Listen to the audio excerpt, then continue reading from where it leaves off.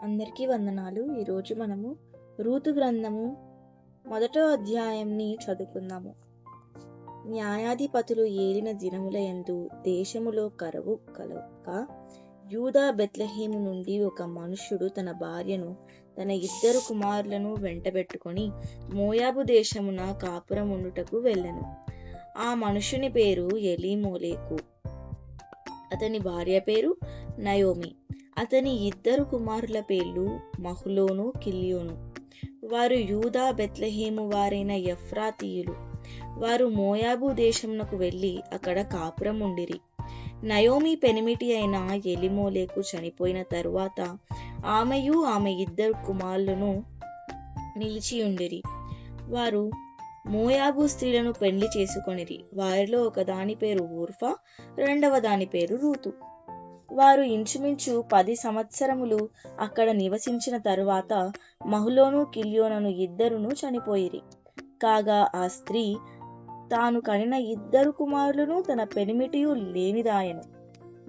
వారికి ఆహారమిచ్చుటకు యెహోవా తన జనులను దర్శించరని ఆమె మోయాబు దేశములో వినెను కనుక మోయాబు దేశము విడిచి వెళ్ళుటకై ఆమెయు ఆమె కోడండ్రును ప్రయాణమైరి.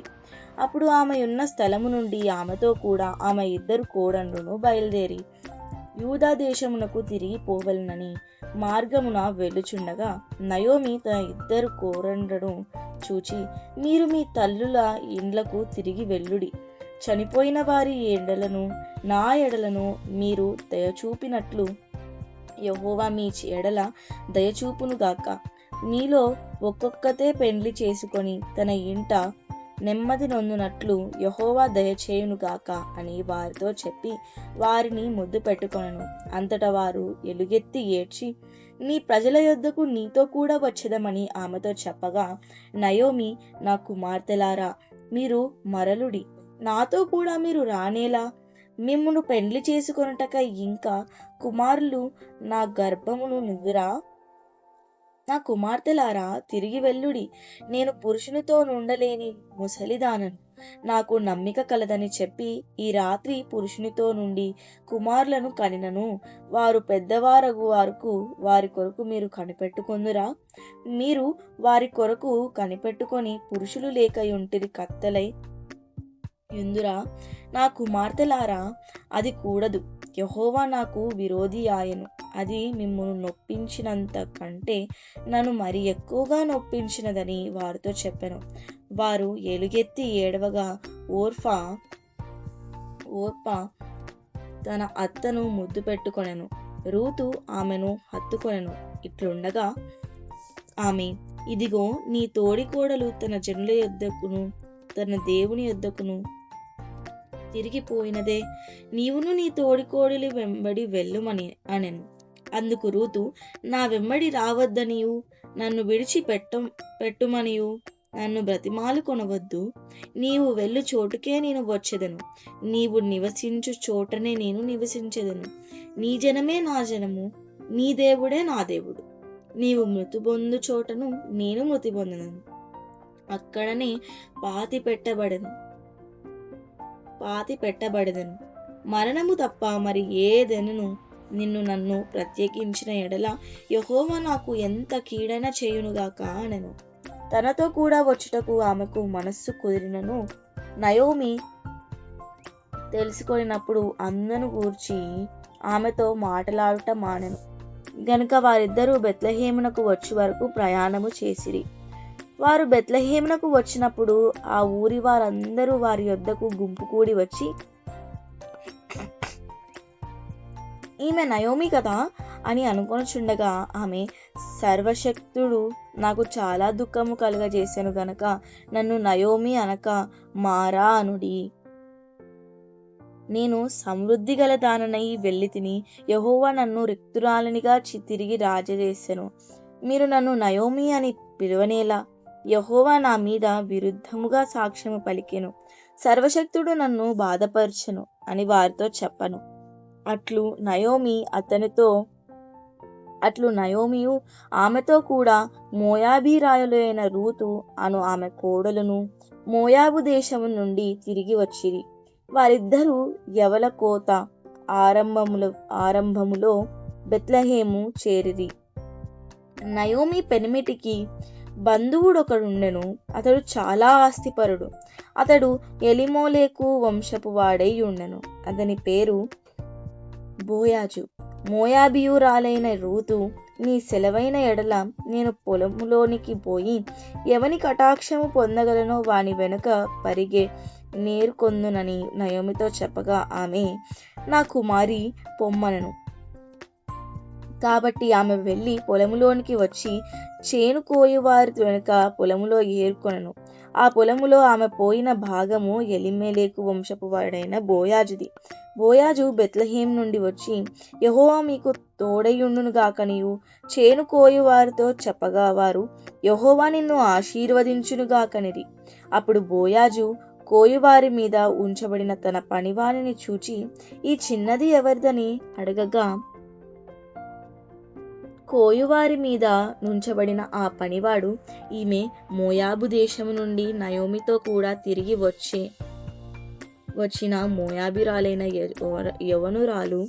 ఆమె, నేను కోయువారి వెనుకకు పనల మధ్యను ఏరుకొని కూర్చుకొనుటకు దయచేసి నాకు సెలవిమ్మని అడిగాను. ఆమె వచ్చి ఉదయం మొదలుకొని ఇది వరకు ఏరుకొనుచుండెను. కొంతసేపు మాత్రము ఆమె ఇంట కూర్చుండెను అని వాడు చెప్పాను. అప్పుడు బోయాజు రూతుతో, నా కుమారి, నా మాట వినుము. వేరొక పొలములో ఏరుకొనుటకు పోవద్దు, దీనిని విడిచిపోవద్దు. ఇచ్చట నా పనికెత్తల యొద్ద నిలకడగా ఉండుము. వారు కోయు చేను కనిపెట్టి వారిని వెంబడించుము. నిన్ను ముట్టకూడదని యవనస్తులకు ఆజ్ఞాపించి ఉన్నాను. నీకు దాహమగునప్పుడు కుండల యొద్దకు పోయి పనివారు చేదిన నీళ్లు త్రాగుమని చెప్పెను. అందుకు ఆమె సాగిలపడి తల వంచుకొని, ఏమి తెలిసి పరదేశినైన నాయందు లక్ష్యముంచునట్లు నీకు కటాక్షము కలిగెనో అని చెప్పగా, బోయాజు, నీ పెనిమిటి మరణమైన తరువాత నీవు నీ అత్తకు చేసినదంతయు నాకు తెలియబడెను. నీవు నీ తల్లిదండ్రులను, నీ జన్మభూమిని విడిచి ఇంతకు ముందు నీవు ఎరుగని జనమునొద్దకు వచ్చితివి. యెహోవా నీవు చేసిన దానికి ప్రతిఫలం ఇచ్చును. ఇశ్రాయేలీయుల దేవుడైన యెహోవా రెక్కల క్రింద సురక్షితముగా నుండునట్లు నీవు వచ్చితివి. ఆయన నీకు సంపూర్ణమైన బహుమానం ఇచ్చునని ఆమెకు ఉత్తరమిచ్చెను. అందుకు ఆమె, నా ఏలినవాడా, నేను నీ పనికత్తెలతో ఒకదానను కాకపోయినను నీవు నన్ను ఆదరించి నీ దాసురాలినగు నాయందు ప్రేమ కలిగి మాటలాడితివి గనక నా ఎడల నీకు కటాక్షము కలుగునమ్మని చెప్పెను. బోయాజు, భోజన కాలమున నీవిక్కడికి వచ్చి భోజనము చేసి చిరకలో నీ ముక్క ముంచి తినుమని ఆమెతో చెప్పగా, చేను కోయు వారి యొద్ద ఆమె కూర్చుండెను. అతడు ఆమెకు పేలాలు అందియగా ఆమె తిని తృప్తి పొంది కొన్ని మిగిల్చెను. ఆమె ఏరుకొనుటకు లేచినప్పుడు బోయాజు, ఆమె పనల మధ్యను ఏరుకొనవచ్చును, ఆమెను అవమానపరచకుడి, మరియు ఆమె కొరకు పిడికెళ్ళు పడవేసి ఆమె ఏరుకొనున్నట్లు విడిచిపెట్టుడి, ఆమెను గద్దింపవద్దని తన దాసులకు ఆజ్ఞాపించెను. కాబట్టి ఆమె అస్తమయం వరకు ఆ చేనిలో ఏరుకొనుచు తాను ఏరుకొనిన దానిని దుల్లకొట్టగా అవి దాదాపు తూమెడు యవలాయెను. ఆమె వాటిని ఎత్తుకొని ఊరిలోనికి వచ్చినప్పుడు ఆమె అత్త ఆమె ఏరుకొనిన వాటిని చూచెను. ఆమె తిని తృప్తి పొందిన తరువాత తాను మిగిల్చిన దానిని చూపించి ఆమెకిచ్చెను. అంతటా ఆమె అత్త ఆమెతో, నేడు నీవిక్కడ ఏరుకొంటివి, ఎక్కడ పని చేసితివి? నీ యందు లక్ష్యముంచిన వాడు దీవింపబడునుగాక అనగా, ఆమె తాను ఎవని యొద్ద పని చేసెనో అది తన అత్తకు తెలియజెప్పి, ఎవని యొద్ద నేడు పని చేసితినో అతని పేరు బోయాజు అనెను. నయోమి బ్రతికి ఉన్న వారికిని చచ్చిన వారికిని ఉపకారము చేయుట మానని ఇతడు యెహోవా చేత ఆశీర్వదింపబడును గాక అని తన కోడెలతో అనెను. మరియు నయోమి, ఆ మనుష్యుడు మనకు సమీప బంధువుడు, అతడు మనలను విడిపింపగల వారిలో ఒకడుగా ఒకడని చెప్పగా, మోయాబీయురాలైన రూతు అంతేకాదు, అతడు నన్ను చూచి తనకు కలిగిన పంట కోత అంతయు ముగించి వరకు తన పని వారి యొద్ద నిలకడగా ఉండుమని నాతో చెప్పానని. అప్పుడు నయోమి తన కోడలైన రూతుతో, నా కుమారి, అతని పనికెత్తెలతో కూడనే బయలుదేర్చు వేరొక చేనిలోని వారికి నీవు కనబడకపోవుట మంచిదనను. కాబట్టి ఎవల కోతయు గోధుమల కోతయు ముగియు వరకు ఆమె ఏర్కొనుచు బోయాజు పనికత్తెల యొద్ద నిలకడగా నుండి తన అత్త ఇంట నివసించెను. 3వ అధ్యాయము. ఆమె అత్త అయిన నయోమి, నా కుమారి, నీకు మేలు కలుగునట్లు నేను నీ కొరకు విశ్రాంతి విచారింపవలసిన దానను కదా. ఎవని పనికత్తెల యొద్ద నీవు ఉంటివో ఆ బోయాజు మనకు బంధువుడు. ఇదిగో ఈ రాత్రి అతడు కళ్ళమున ఎవలు తూర్పర బట్టింపబోచున్నాడు. నీవు స్నానము చేసి తైలము రాసుకొని నీ బట్టలు కట్టుకొని ఆ కళ్ళమునకు వెళ్ళుము. అతడు అన్నపానములు పుచ్చుకొనుట చాలించు వరకు నీవు అతనికి మరుగైయుండుము. అతడు పండుకొనిన తరువాత అతడు పండుకొనిన స్థలమును గుర్తెరిగి లోపలికి పోయి అతని కాళ్ళ మీద నున్న బట్ట తీసి పండుకొనవలను. నీవు చేయవలసిన దానని అతడు నీకు తెలియజేయునని ఆమెతో అనగా, ఆమె, నీవు సెలవిచ్చినదంతయు చేసేదనని చెప్పి ఆ కళ్ళము నొద్దకు పోయి తన అత్త ఆజ్ఞాపించినదంతయు చేసెను. బోయాజు మనస్సున సంతోషించినట్లు అన్నపానములు పుచ్చుకొని లోపలికి పోయి ధాన్యపు కుప్ప యొద్ద పండుకొనినప్పుడు ఆమె మెల్లగా పోయి అతని కాళ్ళ మీద నున్న బట్ట తీసి పండుకొనెను. అప్పుడు మధ్యరాత్రి అందు అతడు ఉలికిపడి తిరిగి చూచినప్పుడు ఒక స్త్రీ అతని కాళ్ళ యొద్ద పండుకొనని ఉండెను. అతడు నీవెవరని అడగగా ఆమె, నేను రూతు అను నీ దాసురాలిని. నీవు నాకు సమీప బంధువుడవు గనక నీ దాసురాలి మీద నీ కొంగు కప్పుమనగా, అతడు, నా కుమారి, యెహోవా చేత నీవు దీవెన నొందిన దానవు. కొద్దివారనే గాని గొప్పవారినే గాని యవనస్తులను నీవు వెంబడింపక యుండుట వలన నీ మునుపటి సత్ప్రవర్తన కంటే వెనుకటి సత్ప్రవర్తన మరి ఎక్కువైనది. కాబట్టి నా కుమారి, భయపడకుము. నీవు చెప్పినదంతయు నీకు చేసేదను. నీవు యోగ్యురాలవని నా జనులందరూ ఎరుగుదురు. నేను నిన్ను విడిపింపగలవాడనున్నను మాట వాస్తవమే. అయితే నీకు నాకంటే సమీపమైన బంధువుడు ఒకడున్నాడు. ఈ రాత్రి ఉండుము. ఉదయమున అతడు నీకు బంధువని ధర్మము జరిపిన ఎడల సరి, అతడు విడిపింపవచ్చును. నీకు బంధువుని ధర్మము జరుపుటకు అతనికి ఇష్టము లేకపోయిన ఎడల యెహోవా జీవము తోడు నేనే నీకు బంధువుని ధర్మము జరిపెదను. ఉదయం వరకు పండుకొనుమని చెప్పెను. కాబట్టి ఆమె ఉదయం వరకు అతని కాళ్ళ యొద్ద పండుకొని ఒకరినొకడు గుర్తించు పాటి వెలుగు రాకముందే లేచెను. అప్పుడు అతడు ఆ స్త్రీ కళ్ళమునకు వచ్చిన సంగతి తెలియజేయకూడని చెప్పెను. మరియు అతడు, నీవు వేసుకొనిన దుప్పటి తెచ్చి పట్టుకొనుమని చెప్పగా ఆమె దాని పట్టెను.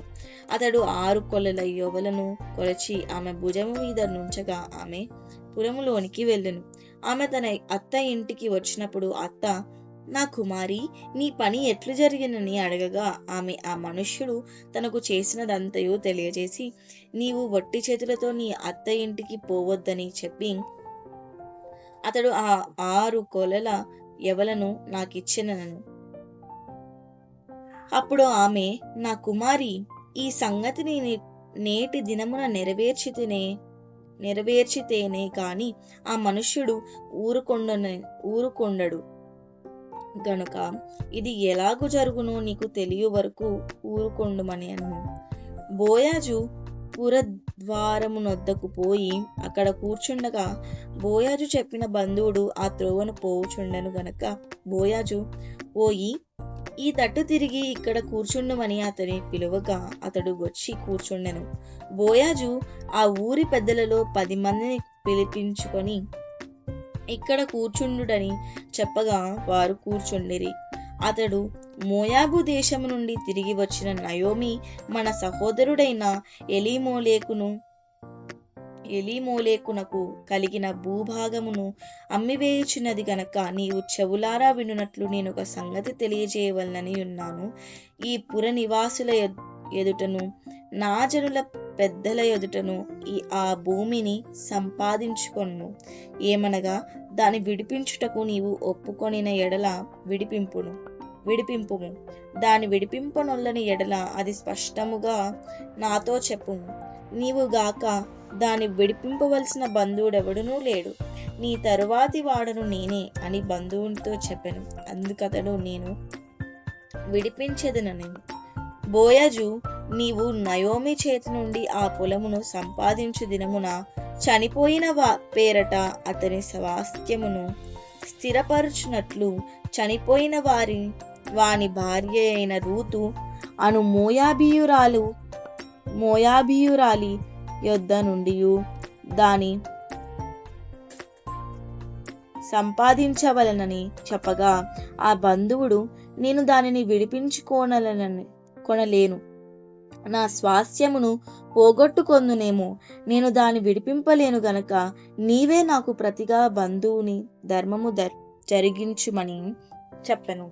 ఇశ్రాయేలీలలో బంధుధర్మమును గూర్చి గాని క్రయ విక్రయములను గూర్చి గాని ప్రతి సంగతిని స్థిరపరచుటకు పూర్వమున జరిగిన మర్యాద ఏదనగా, ఒకడు తన చెప్పు తీసి తన పొరుగువానికి ఇచ్చుటయే ఈ పని ఇశ్రాయేలీలో ప్రమాణముగా ఎంచబడెను.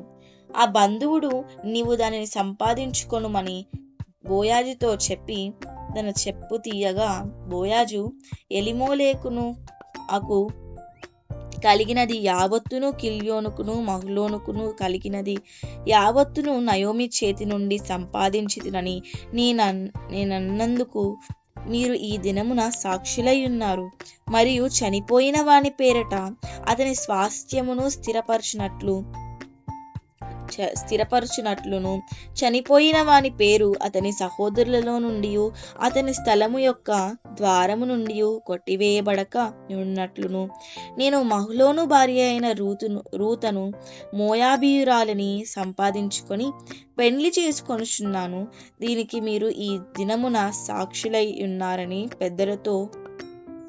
పెద్దలతోనూ ప్రజలందరితోనూ చెప్పెను. అందుకు పురద్వారము ఉండిన ప్రజలందరూ పెద్దలను, మేము సాక్షులము, యెహోవా నీ ఇంటికి వచ్చిన ఆ స్త్రీని ఇశ్రాయేలీల వంశమును వర్ధిల్ల చేసిన రాహేలును పోలిన దానిగాను లేయాను పోలిన దానిగాను చేయునుగాక. ఎఫ్రాతాలో నీవు క్షేమాభివృద్ధి కలిగిన వాడవై బెత్లెహేములో నీవు ఖ్యాతి నొందుదువుగాక. యెహోవా ఈ యవనరాలి వలన నీకు దయచేయు సంతానమును నీ కుటుంబమును తామారు యూదాకు కనిన పెరెసు కుటుంబము వలె నుండునుగాక అనిది. కాబట్టి బోయాజు రూతును పెండ్లి చేసుకొని ఆమె యొద్దకు పోయినప్పుడు యెహోవా ఆమె గర్భవతి అగునట్లు అనుగ్రహించెను గనుక ఆమె కుమారుని కనును. అప్పుడు స్త్రీలు, ఈ దినమున నీకు బంధువుడు లేకుండా చేయని యెహోవా స్తుతినందునుగాక. ఆయన నామము ఇశ్రాయేలీలలో ప్రకటింపబడునుగాక. నిన్ను ప్రేమించి 7 కుమారుల కంటే నీకెక్కువగా నున్న నీ కోడలు ఇతని కనెను. ఇతడు నీ ప్రాణము నోదార్చి ముసలితనమున నీకు పోషకుడునని నయోమితో చెప్పిరి. అప్పుడు నయోమి ఆ బిడ్డను తీసుకొని కౌగిట నుంచుకొని వానికి దాదిగా నుండెను. ఆమె పొరుగు స్త్రీలు నయోమి కొరకు కుమారుడు పుట్టనని చెప్పి అతనికి ఓబేదని పేరు పెట్టిరి. అతడు దావీదునకు తండ్రి అయిన యెషయి యొక్క తండ్రి. పెరెసు వంశావళి ఏదనగా, పెరెసు హెస్రోనును కనెను, హెస్రోను రామును కనెను, రాము అమ్మినాదాబును కనెను, అమ్మినాదాబు నయస్సోనును కనెను, నయస్సోను షల్మానును కనెను, షల్మాను బోయాజును కనెను, బోయాజు ఓబేదును కనెను, ఓబేదు యెషయిని కనెను, యెషయి దావీదును కనెను. అందరికీ వందనాలు. ఆ మనుషుని పేరు ఎలీమోలేకు. అతని భార్య పేరు నయోమి. అతని ఇద్దరు కుమారుల పేర్లు మహ్లోను, కిల్యోను. వారు యూదా బెత్లెహేము వారైన ఎఫ్రాతీయులు. వారు మోయాబు